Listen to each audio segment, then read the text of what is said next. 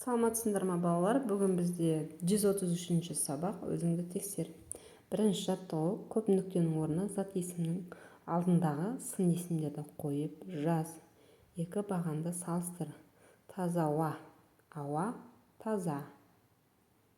Ақ мақта, мақта ақ. Жазық дала, дала жазық.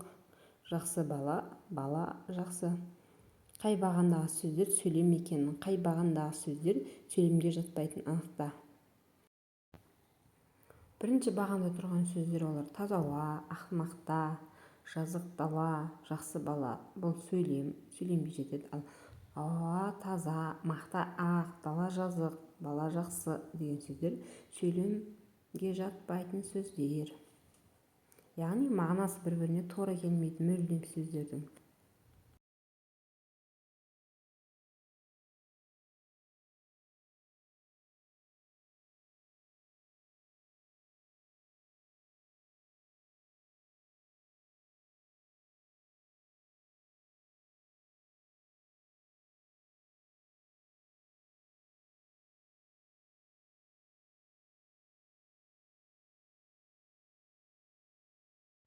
Екінші жаттығу: кестенің көмегімен өзің пайдаланып жүрген бір құралды сипаттап жаз. Ол үшін оның ерекше белгілерін көрсет. Заттың атауын, түсін, пішіні, көлемі. Зат атауына допты алайық. Мысалы үшін доп. Атауы доп, түсі қара, пішіні домалақ, көлемі үлкен.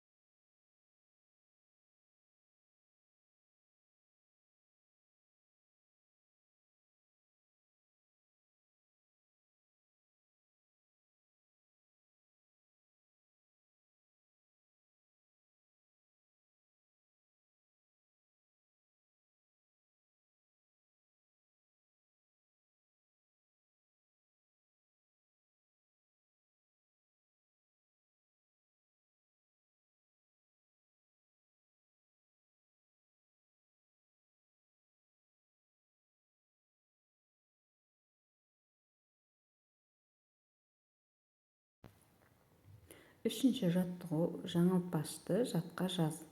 Қырық құлып, қырық құрық. Құлыпта қырық, қырықта қырық. Сан есім мен зат есімнің байланысын сызбамен көрсет. Қырық құлып, қырық сан есім, құлып зат есім. Қырық құрық, қырық сан есім, құрық зат есім. Құлып зат есім, қырық сан есім. Құрық зат есім, қырық сан есім.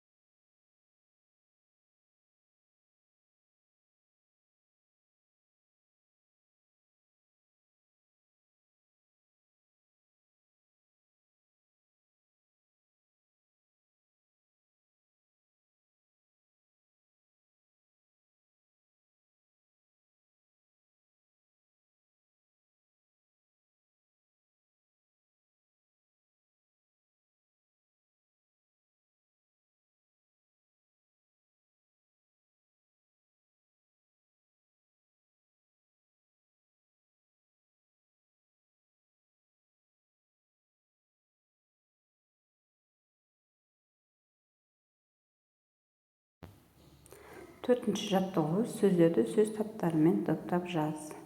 Күрделі құрт, сары мың. Алтыншы жиналды, ірімшік, кенші, жаман, ұмыта алмады, кең, аңшы, екі, бесеу. Зат есімдері: күрделі, құрт, ірімшік, кенші. Етістік: жиналды, ұмыта алмады. Сын есім: сары, жаман, кең, аңшы. Сан есім: 2, 5, 1000, 6. Балалар, осы каналға тіркеліп, лайк басып кетуді ұмытпаңыздар.